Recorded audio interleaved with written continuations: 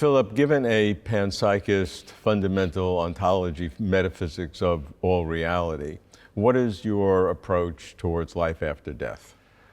I'm not sure panpsychism per se has any implications for life after death, but I actually happen to believe in a God of limited power.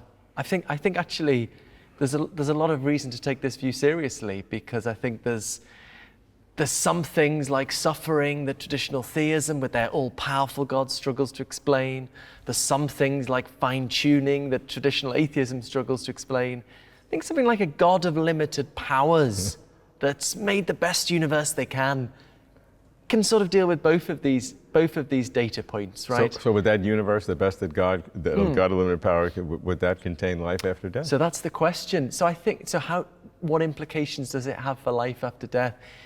I think it's plausible that a good God would want to preserve our consciousness after death. The difficulty is we don't know whether God is able to do that. I think there's... Well, for the limited powers, that's right. Yeah, for a God of limited ability, I think there's lots of terrible suffering in our world that God would love to be able to prevent and simply can't. So I think God would want to preserve our consciousness after death. We don't know whether God can. So I think where this leaves us is that life after death is a credible possibility. It's a reasonable hope, but it's very far from certainty. So if you're a straight down the line atheist, I think you should say life after death is very improbable. If you're a traditional theist and God is all powerful, I think that should give you confidence in life after death, because God's able to do that. But for me, in the middle with my God of limited powers hypothesis, I would say it's something I can hope for, but not be too certain of. Yeah, I think you're more orthogonal than in the middle, because it's a multi-dimensional thing. So, an atheist would say it's impossible for there to be life after death.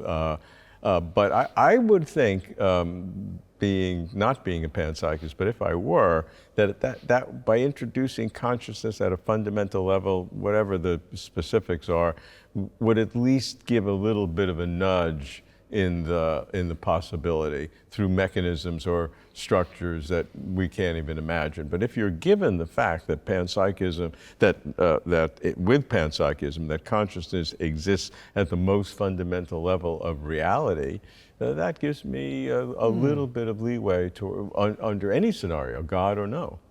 Well, some people think panpsychism gets us closer to a more Eastern conception of life after death, which is more impersonal. Yes, Maybe there's some higher form of consciousness at the root of all things that we sort of collapse back into at the end of time. And it's interesting, so that doesn't thrill me personally, but you got to let go of the self, and it's fine.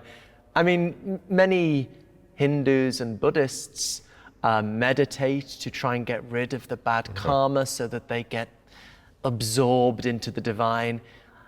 An advantage if you have a similar view but you don't believe in reincarnation, then maybe it's going to happen to us all anyway when we die, and so you don't have to worry too much about the meditation. So actually, I mean, I take very seriously three possibilities about life after death. One, that there is some kind of personal continuity, a God of limited powers is able to do that. Two, there's some kind of impersonal absorption into some higher form of consciousness. And three, absolutely nothing. The body decays. I think that's universally exhaustive. I think those are all the possibilities. But what is not universal is taking all three seriously. So, if you divide your credence between all three, then you end up with a 66.6 recurring chance of some kind of life after death. So that's not bad. Did I do my maths right there?